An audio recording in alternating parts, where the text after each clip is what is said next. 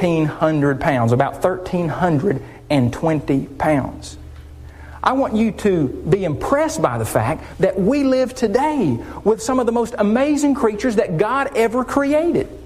So to say that it is ludicrous to suggest that man cohabited with the dinosaurs is simply, and I say this as kindly as I know how, an ignorant statement. Because we live on this planet today with some amazing creatures. How can we do that? How is it that we can function in this life and we can live on this planet with some of the most amazing creatures that ever lived on earth? Because in the first book of the Bible, in Genesis chapter 1, we read that God made man in His image, in His likeness. And notice what is connected with that very fact. That we are able to subdue the earth. That God has allowed us and made it so, and made us so, humans so, that we can have dominion over all of the animals of the earth. Genesis chapter 1, verses 26 and 28. When you go to the book of Psalms, in Psalm 8, you read the psalmist declaring to God, "You have put all things under His feet." That is man's feet. And he says, "All sheep and oxen, even the beasts of the field, the birds of the air, and the fish of the sea that pass through the paths of the sea."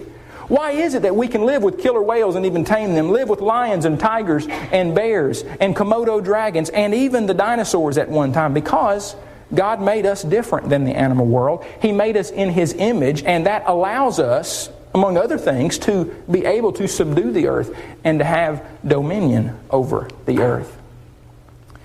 Some ask, well, Eric, why doesn't the Bible talk about dinosaurs? If humans really did live with these creatures, as we say they did, that we did in the past, our ancestors did, then why doesn't the Bible talk about these creatures? And it troubles some people. In fact, I had a college student come by my office a few months ago and he said, "Eric, this is perplexing me. You say that dinosaurs and humans live together? Well, how is it that they live together and yet the Bible does not mention dinosaurs?" He was really bothered by this, and I tried to allow him to see that the Bible is not a book of taxonomy. It doesn't mention all of the animals that ever lived on earth. The Bible mentions several different kinds of animals. It mentions donkeys and it mentions chickens, but it does not mention the duck-billed platypus. It does not mention the penguin. It does not mention the aardvark or many other animals. So just because the Bible does not mention the word dinosaur does not mean that dinosaurs did not live on earth. And also, you must realize that the word dinosaur, as we mentioned in our last lesson, the word dinosaur was not coined until the 1840s. So you would not expect to see the word dinosaur in the Bible that was written hundreds of years before that. And even our first English translation that was done in the early 1500s by Miles Coverdale, that you would find a word that did not appear or was not invented for 300 years in a book that was translated into English 300 years before it was ever coined. And so you wouldn't expect to see the word dinosaur in the Bible, at least not in some of those early English translations. But furthermore, the Bible does tell us in a general way that on day 6 of creation that God made land animals, and by definition dinosaurs are land animals. And on day 6 of creation, according to Genesis chapter 1, God not only made land animals, but He made humans. God made dinosaurs and God made humans on day 6 of creation. Are dinosaurs mentioned specifically? No. But the Bible does tell us in Genesis 1 that God made all of the land animals on day 6 of creation. Really, the idea of humans and dinosaurs living together is very simple, because in the very first chapter of the Bible, it tells us that humans and all land animals were created on day 6 of creation. And if that is not clear enough, when we turn over one other book in our Bible, in the book of Exodus, chapter 20 and verse 11, you will find where God says, "For in 6 days," Moses recording this, "the Lord made the heavens and the earth, the sea, and all that is in them." In 6 days, the Lord made what? Everything but the dinosaurs? No, the Bible tells us that in 6 days the Lord made the heavens and the earth, the sea, and all that is in them. So what does the Bible have to say about the coexistence of humans and dinosaurs? It tells us that humans and dinosaurs were created on the very same day. Specifically, no, it tells us in a more general way. But the Bible also gives us information about a couple of creatures that sound exactly like dinosaurs. You recall in the book of Job when God is talking to Job, you remember that throughout the book of Job, Job was wanting to have a hearing with God, and he was wanting to present his case before God, and he wanted to talk to God about some things. That God talked to Job about several animals, and he was trying to impress upon Job that God is the ruler of the universe and not Job. And there were many things that Job did not know, and he did not know all the ways of various animals that God created, including the behemoth, which God said, I made along with you. Now, the English word behemoth is simply transliterated from the Hebrew word behemoth. It's not a translation. We don't really know exactly what this animal is, and so most Bibles simply use the word behemoth. Well, what is a behemoth in this passage? A lot of Bible footnotes you will read says this is supposed to be either the hippopotamus or the elephant. But when you begin taking a closer look at Job chapter 40, you see that this animal doesn't really sound like a hippopotamus or an elephant. God said, he, that is behemoth, eats grass like an ox. See now, his strength is in his hips, his power is in his stomach muscles. He moves his tail like a cedar. He moves his tail like a cedar. Have you seen the tails of the hippo and the elephant recently? You've seen some of the pictures of the mighty dinosaurs and their tails. Let me ask you something. Does this look like it sways like a cedar? I have never heard anyone say that this resembles a cedar tree or sways like a cedar tree. And certainly I don't see how anyone could say that the stubby little appendage on the back end of the hippopotamus sways like a cedar. And yet God told Job this is a creature he made along with him, and he's got a tail that sways like a cedar. Now I ask you, what animal could God be describing here better than a dinosaur that had tail? That certain dinosaurs had tails that were very lengthy. I mean 20 and 25 feet long, that weighed thousands of pounds. Behemoth had a tail that swayed like a cedar. God continued describing this creature to Job, saying, his bones are like beams of bronze, his ribs like bars of iron. He is the first of the ways of God. Only he who made him can bring near his sword. This is some kind of mighty creature. Now I have to admit that if a hippopotamus came through these back doors into this building, that I would probably be running from it, and I would be encouraging all of us to do so, because they can grow to be fairly large. They can weigh a few tons. I think the average one weighs 3 or 4 tons. I've read where they might be able to get up to 6 or 7 tons, be 6 or 7 feet high perhaps. Fairly large creature.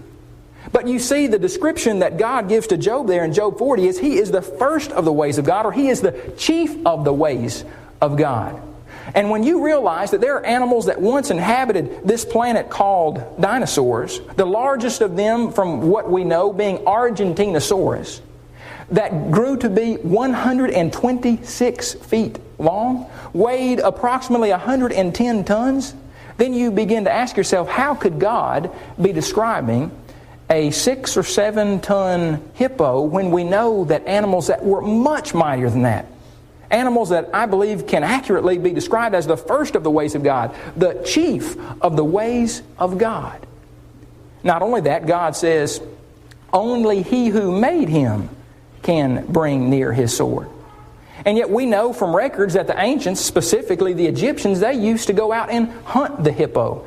In fact, they had a day known as harpooning the hippopotamus day. It's very difficult for me to see God describing a hippopotamus here when we know the ancients used to go out and kill them fairly regularly. Not only that, notice that God says his bones are like beams of bronze, his ribs like bars of iron.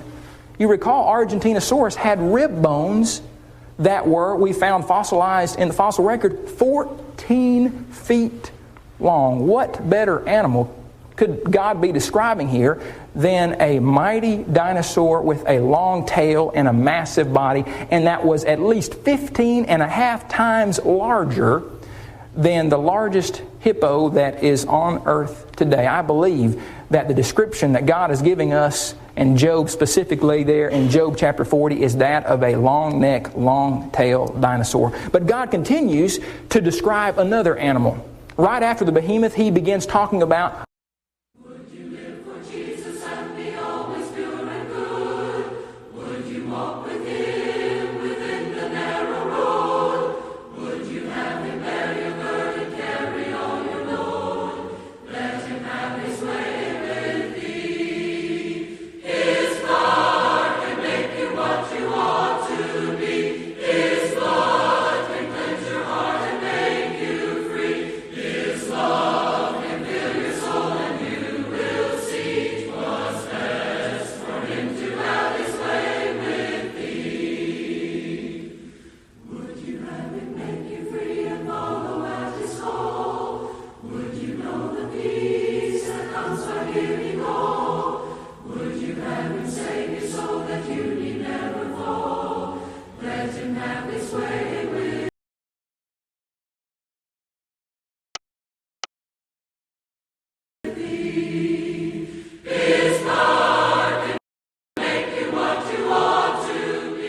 impossible to be caught. This is one mighty creature. Now, again, we can go back and read the records of the ancients and see where they caught crocodiles and alligators fairly regularly.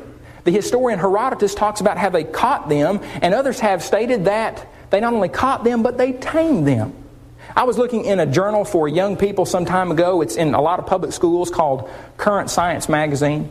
And a few years ago, they had a picture of several crocodiles that they had found in some of the Egyptian tombs that had been caught, killed, and mummified.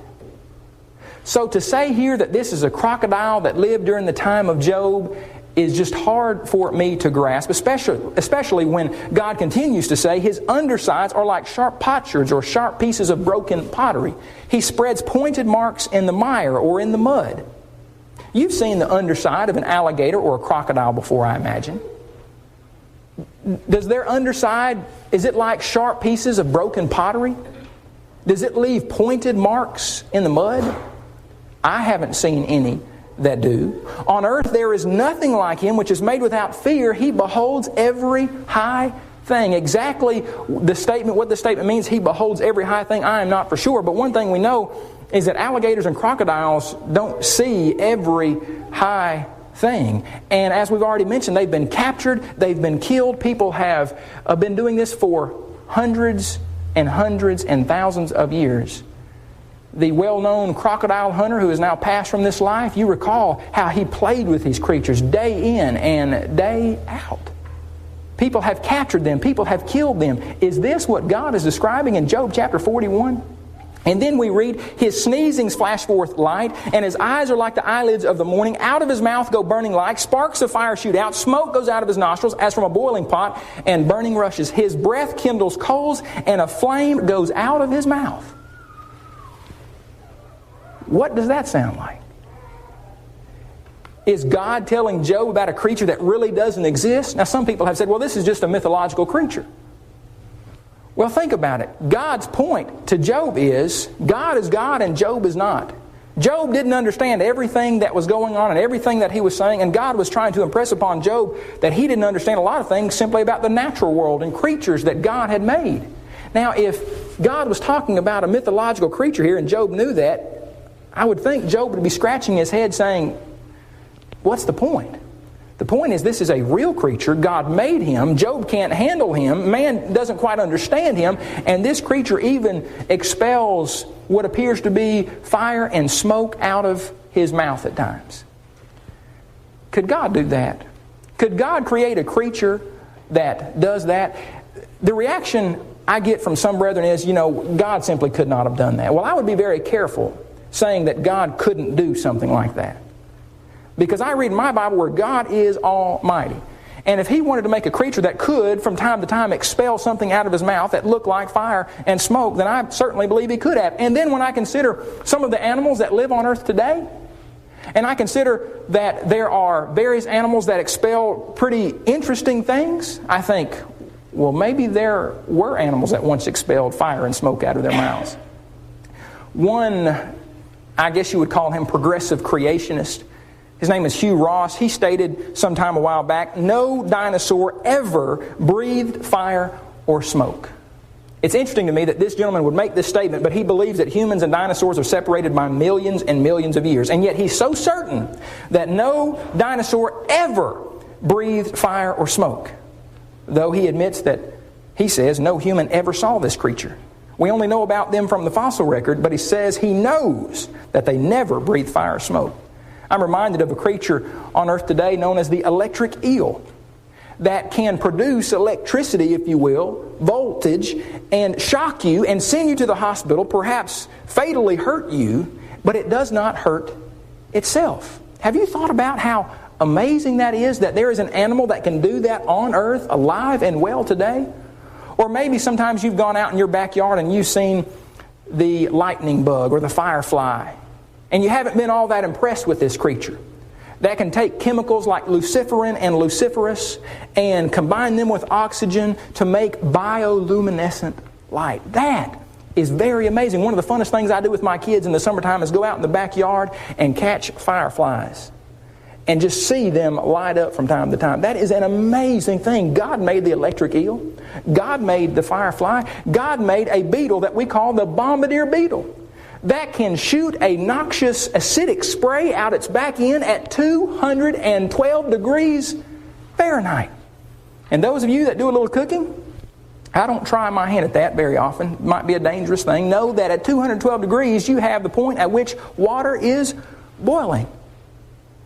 And yet evolutionists say, well, the bombardier beetle just evolved over millions of years. Can you imagine the first time the bombardier beetle was evolving and tried to do this? Boom! Well, I think it would have killed itself, and then that would have been the end of the bombardier beetle. Well, evolution has a lot of problems, and the idea that no dinosaur ever breathed fire or smoke, or there simply could not have been any dragons on Earth any time in the past, is simply not a very logical statement in view of the fact that we live on Earth today with amazing animals, electric eels, fireflies, bombardier beetles. Now, we have a dinosaur book titled Dinosaurs Unleashed, where we are dealing with, in this book, a lot of evidences and proofs for the coexistence of dinosaurs and humans. It was illustrated by a Canadian artist named Louis Lavoie. We asked him to read Job 41 over and over and over again, and do the very best he could, though he's never seen this creature, he's reading a description of it, do the very best he could at illustrating what he sees here. And what he drew was what you see on the screen.